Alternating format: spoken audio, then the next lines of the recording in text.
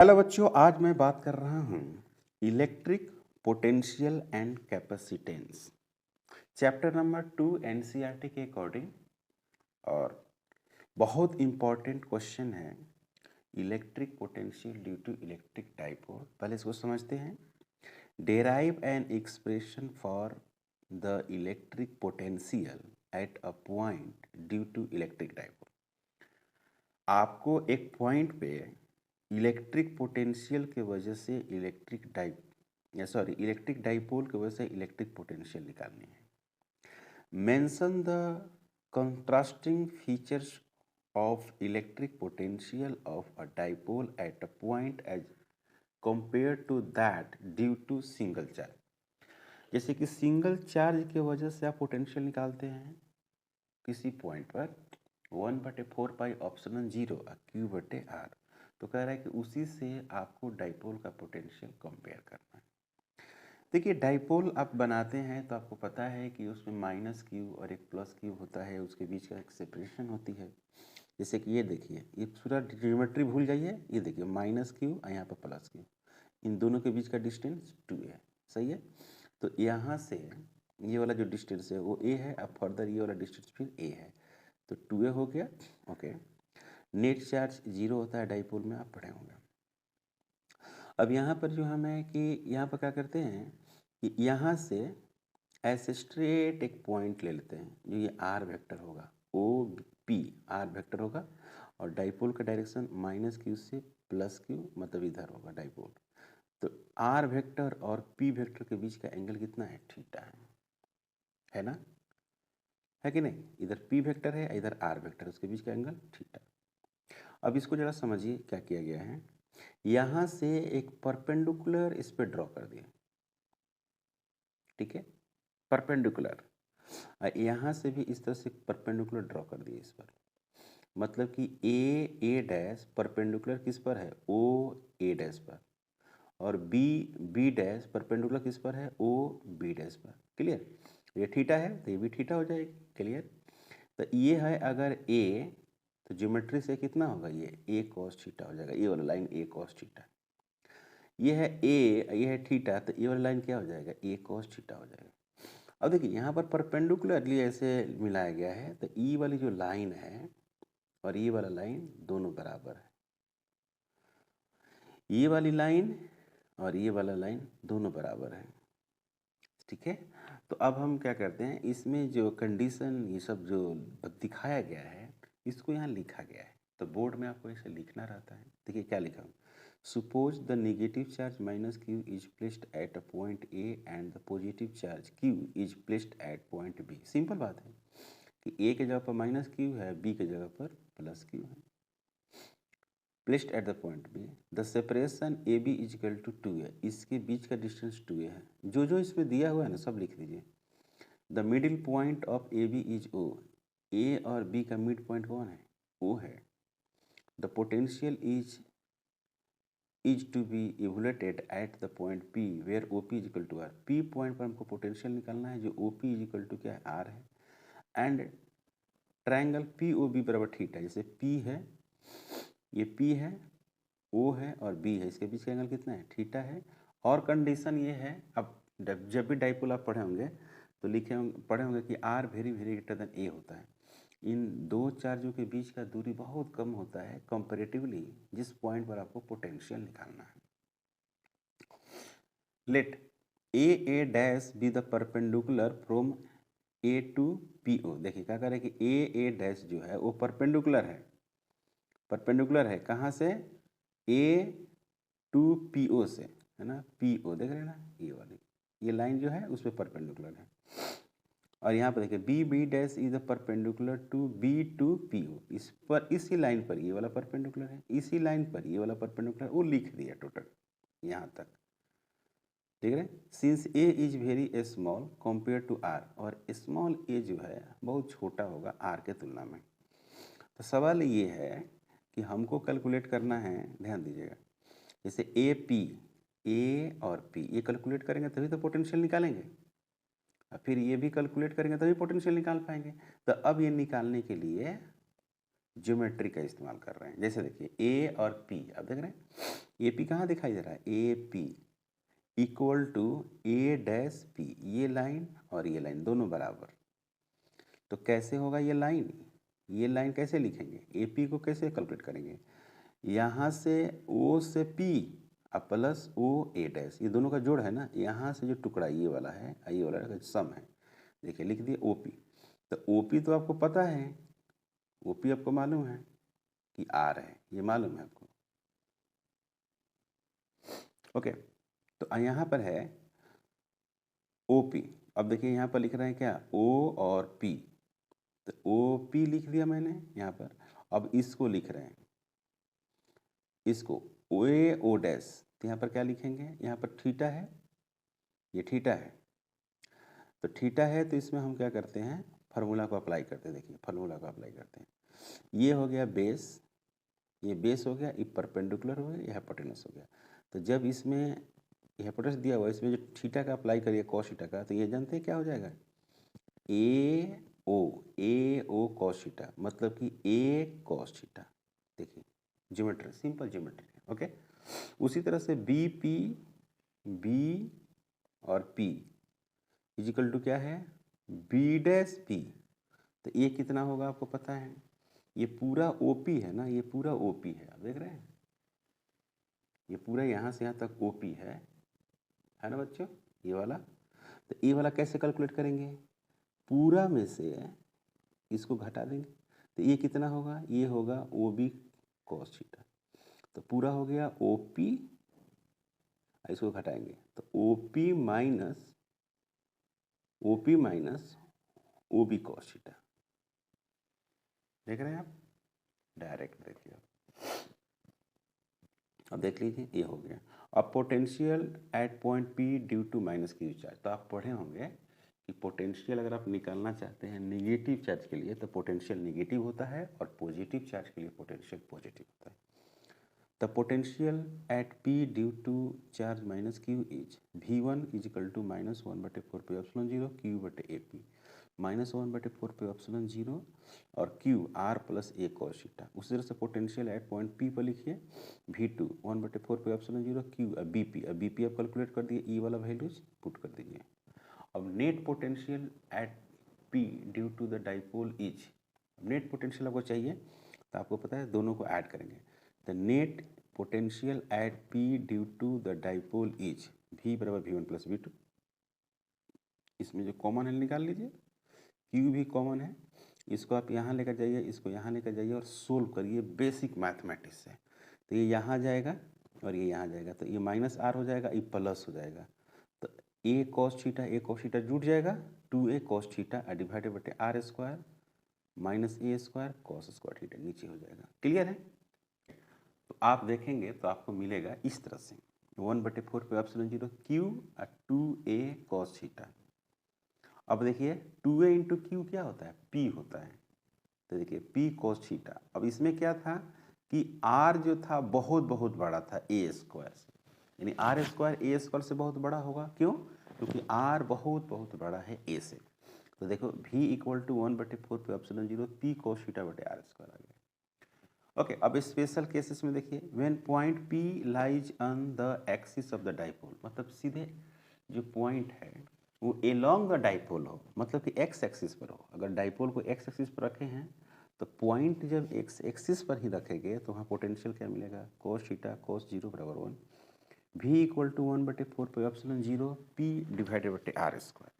Clear, when point P lies on the equatorial plane of the dipole, when point P lies on the equatorial plane of the dipole, the perpendicular, the cos theta is equal to cos 90 equal to 0, यानी V equal to क्या मिल गया 0. It may be noted that the electric potential at any point on the equatorial line of a dipole is 0. It may be noted that the electric potential at any point on the equatorial line of dipole 0, मतलब कि equatorial point पे Y axis पर dipole होगा 0। Clear है। Next जो question है next question उसमें है कि brightly explain the principle of capacitor, derive an expression for the capacitance of a parallel plate capacitor whose plates are separated by a dielectric medium। देखिए बड़ा interesting question है ये, बहुत इंटरेस्टिंग, बहुत फेमस क्वेश्चन है अपने आप में, ये बहुत इंपॉर्टेंट क्वेश्चन है। अब इसमें थोड़ा सा आप डिटेल में थोड़ा सा देखेंगे तो क्या मिलेगा आपको। पहली बात की प्रिंसिपल किसने बात किया, किस प्रिंसिपल पर ये काम करता है, थोड़ा सा इस पर गौर करिए। Principle of capacitor, a capacitor works on the principles that capacitance of a conductor increase appreciably when the earthed conductor is brought near it। मतलब ये कहना ये चाहता है कि जैसे ये प्लेट है, कंडक्टिंग मटेरियल है, और इस पे आप प्लस क्यू ऐसे चार्ज दे देते हैं तो होगा क्या कि इसके वजह से इधर माइनस क्यू चार्ज इंड्यूस हो जाएगा और इधर प्लस चार्ज इंड्यूस हो जाएगा, क्योंकि इस पर नेट चार्ज जीरो होना है ना। आपने चार्ज तो इस पे दिया है प्लस, और इस पे इंड्यूस हुआ है, तो नेट चार्ज जब भी इस पे होगा वो जीरो होना चाहिए। ओके, तो क्या होगा कि इधर भी प्लस प्लस चार्ज इंड्यूस हो जाएगा। तो इस साइड में हम लोग क्या करते हैं कि अर्थिंग कर देते हैं, तो जितने भी इस साइड पॉजिटिव चार्ज था वो सभी अर्थ में चल गए, क्योंकि आप अर्थिंग के बारे में जानते हैं कि अगर किसी कंडक्टिंग मटेरियल को अर्थ से कनेक्ट करेंगे तो उस सतह का पोटेंशियल जीरो हो जाएगा, मतलब इस साइड में चार्ज नहीं रहेगा। ओके, तो इस तरह से प्लस या माइनस अर्थिंग यहाँ पर करना होगा। और इसमें एक हम मीडियम रख दिए हैं, उसकी डाइलेक्ट्रिक कांस्टेंट की है, मे बी एयर भी हो सकता है। ओके, इस तरह की बातें। ओके, कोई डाउट, यहाँ तक कोई डाउट नहीं है। अब देखिए पैरेलल प्लेट कैपेसिटर कंसीडर, अब हाँ देख लीजिए इसमें क्या क्या होता है पर एकदम डिटेल में आप देख लीजिए। ये हो गया पैरेलल प्लेट कैपेसिटर, तो इसकी अपना एक एरिया होगी, तो जितना एरिया इसकी होगी उतना ही एरिया इसकी होगी, इसके बीच का डिस्टेंस डी होगा, यहाँ प्लस क्यू चार्ज डिस्ट्रीब्यूटेड होगा। तो क्या करेंगे कि इस प्लेट के बीच में पहले निकालेंगे इलेक्ट्रिक फील्ड, फिर इलेक्ट्रिक फील्ड जब निकालेंगे तो इसके बीच का दूरी दिया हुआ है, तो V बराबर ई डी, इलेक्ट्रिक फील्ड निकाल लिए और डी से गुणा करेंगे तो इसका पोटेंशियल हो जाएगा। उसके बाद क्या करना है, Q बराबर सी भी, Q बराबर C इंटू भी कर देना है, तो आपको कैपेसिटेंस निकल गया। यही तरीका है। चलिए यहाँ पर पढ़ते हैं। Consider a parallel plate capacitor having two plain metals plates A and B placed parallel to each other। C, the plates carry equal and opposite charges plus Q and minus Q respectively। इस पे जो charge है वो equal magnitude का होगा, opposite nature होगा। याद रखेंगे नेट चार्ज जीरो होगा लेकिन charge on each plate not zero. यहाँ पर लिखा हुआ respectively. In general the electric field between the plates due to the plus Q charge and minus Q charge remains uniform, but at the edge of the electric field lines deviate outward। यहाँ इसका मतलब ये हुआ कि अंदर में जो electric field lines है ना वो कांस्टेंट रहेगी, ये कहना चाहता है।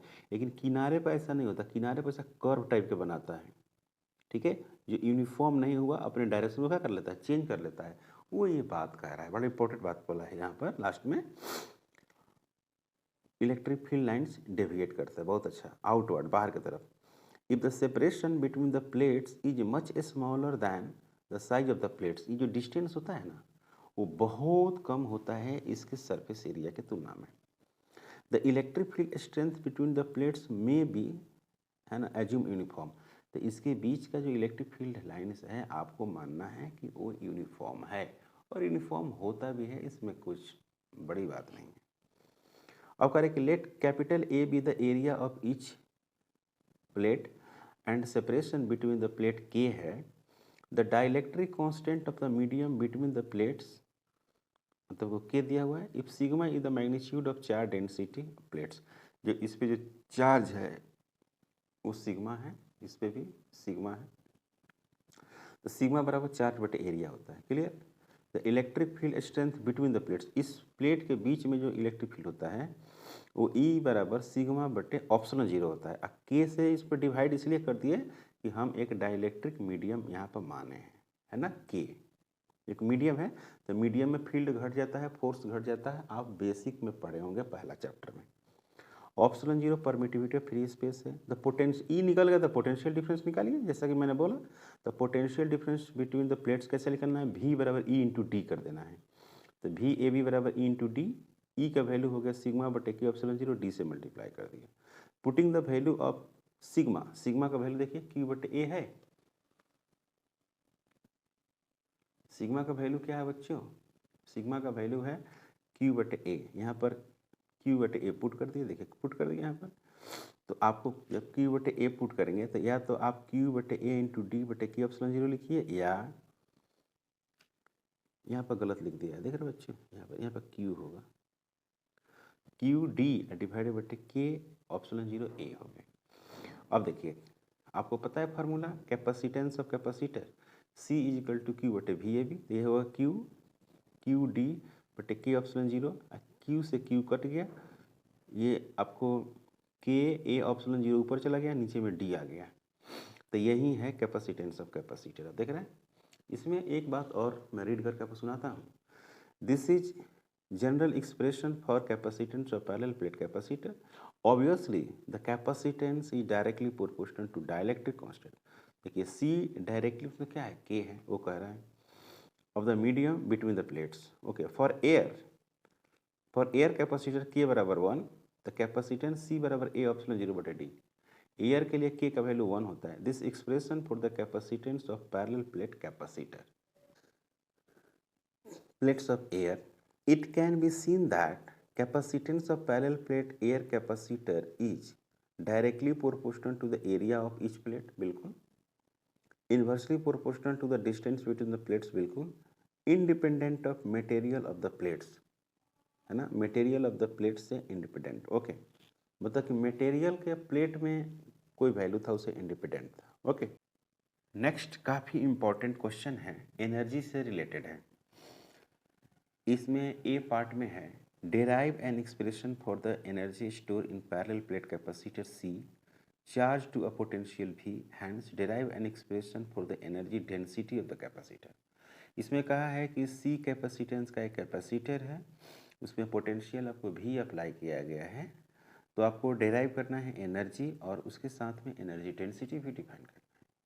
या ऑप्शन ऐसे लिखता है, obtain N expression for energy store per unit volume in a charge parallel plate capacitor. मतलब कि एनर्जी का आपको पर यूनिट वॉल्यूम का आपको एक फार्मूला बनाना है जिसमें चार्ज का फंक्शन हो। अब देखिए एक बी इंटरेस्टिंग क्वेश्चन है, find the ratio of potential difference that must be applied across the parallel plate parallel and series combination of the two capacitor C1 and C2। माने कि दो कैपेसिटर है, C1 है एक C2 है, उसको आप पैरेलल में एक बार जोड़िए, एक बार सीरीज में जोड़िए और उसका पोटेंशियल डिफरेंस कैलकुलेट करिए सीरीज और पैरेलल का। Their capacitance in the ratio, और C1 C2 का जो रेशियो दिया हुआ 1:2 दिया हुआ है, so the energy store in the two cases become same. Okay, तो ए वाला ज़्यादा इंपॉर्टेंट है बोर्ड के लिए, बी भी आपको ऐड कर सकता है, इसमें कोई बड़ी बात नहीं है। तो देखो भाई, कैसे हम लोग एनर्जी कैलकुलेट करते हैं दो पैरेलल प्लेट कैपेसिटर के बीच। सबसे पहला बात यह है कि यहाँ पर प्लस क्यू चार्ज, यहाँ पर भी माइनस क्यू चार्ज दे दिए, दोनों का प्लेट एरिया सेम रहेगा और इसके बीच पोटेंशियल डिफरेंस भी अप्लाई कर दीजिए। ओके, जैसे पोटेंशियल भी अप्लाई करिएगा तो ये जो पोटेंशियल डिफरेंस है इस पर चार्ज को सप्लाई करेगा, चार्ज को सप्लाई करेगा तो सेल को क्या करना पड़ेगा, वर्क करना पड़ेगा। यही वर्क इसको इस कैपेसिटर के अंदर पोटेंशियल के फॉर्म में स्टोर रहता है। तो काफ़ी सिंपल तरीका से इसको हम लोग डिराइव करते हैं, कठिन नहीं होता है। जैसे when a capacitor is charge by a battery, work is done by the charging battery at the expense of it is chemical energy. कह रहा है कि अगर किसी बैटरी को पैरेलल प्लेट कैपेसिटर से कनेक्ट करते हैं तो पैरेलल प्लेट कैपेसिटर पर इनिशियली चार्ज नहीं होगा, तो बैटरी क्या करेगी, उसको भेजेगी, तो बैटरी भेजेगी तो उसको क्या करना पड़ेगा, वर्क करना पड़ेगा। वही बात मैंने बोला था पहले, this work is store in the capacitor in the form of electrostatics potential energy. जो वर्क बैटरी करेगी वही वर्क कैपेसिटर के अंदर पोटेंशियल एनर्जी के फॉर्म में स्टोर रहेगा, ये कह रहा है।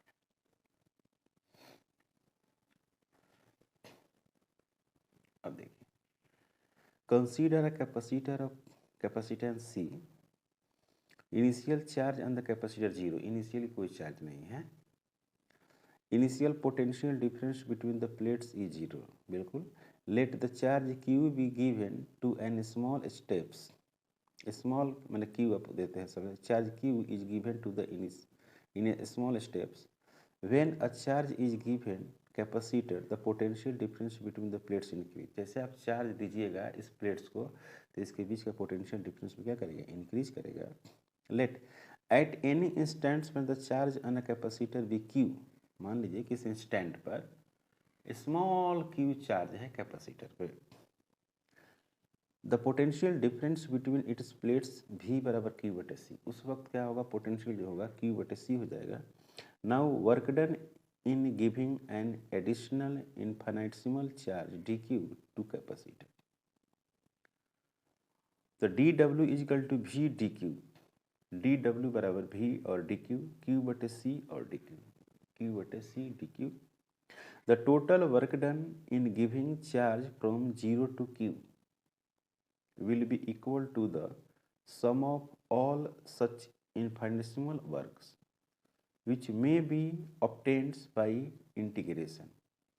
मतलब कि जीरो से आप क्यू तक चार्ज देंगे स्मॉल स्मॉल अमाउंट में तो सभी का सम करना पड़ेगा। सम का मतलब होता है कि आपको इंटीग्रेशन करना पड़ेगा। तो डब्ल्यू इजकल टू जीरो से कैपिटल क्यू भी और डी क्यू, ये स्मॉल वर्क डन हो गया। तो जीरो से कैपिटल क्यू, भी को क्या लिखेंगे, क्यू बटे सी लिख देंगे, D Q.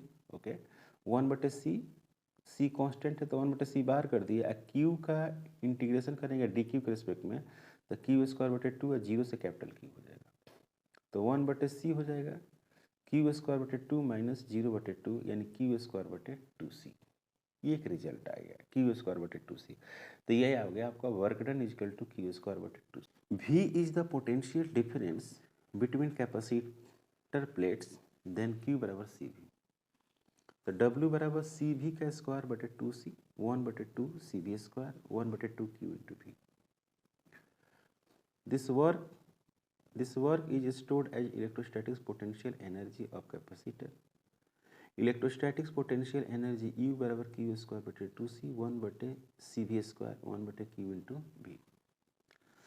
Energy density consider, देखिए एनर्जी डेंसिटी क्या होती है, एनर्जी डेंसिटी बराबर होता है एनर्जी बटे वॉल्यूम, एनर्जी बटे वॉल्यूम।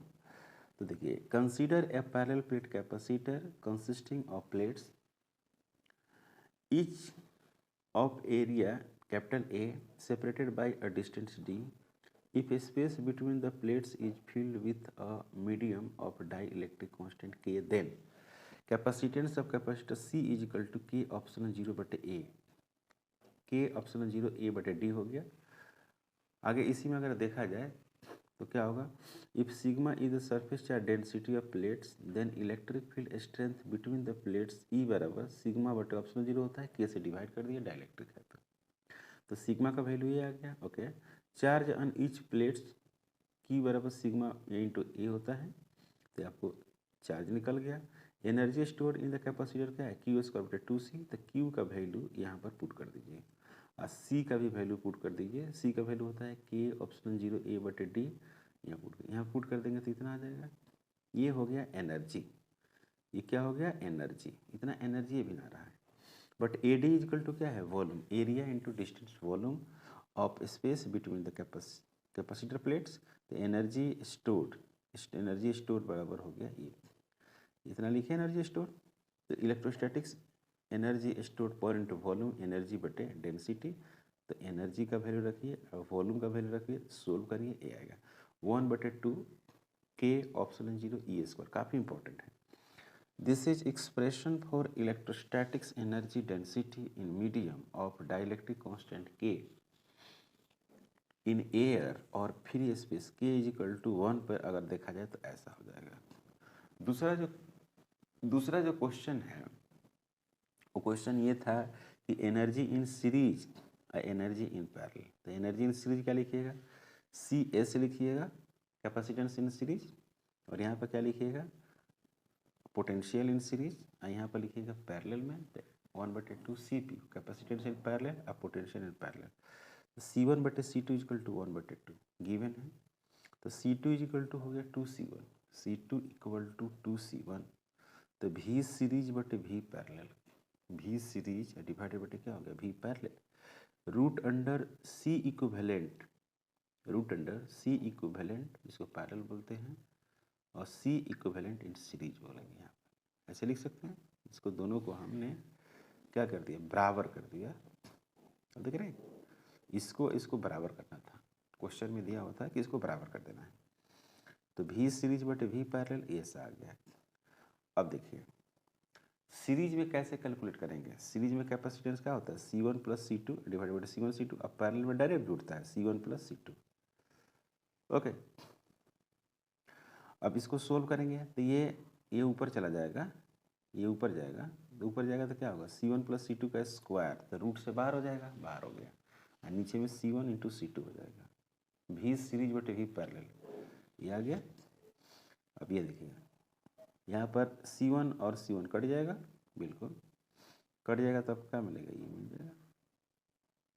क्लियर है, क्योंकि आपको यहाँ वैल्यू दिया हुआ ना, C2 बराबर क्या दिया हुआ 2C1, तो C2 की जगह पर 2C1 तो 3C1 हो जाएगा, और यहाँ पर भी पुट करेंगे तो यह वैल्यू होगा, ये आंसर हो जाएगा, जो काफ़ी इंपॉर्टेंट है। ओके।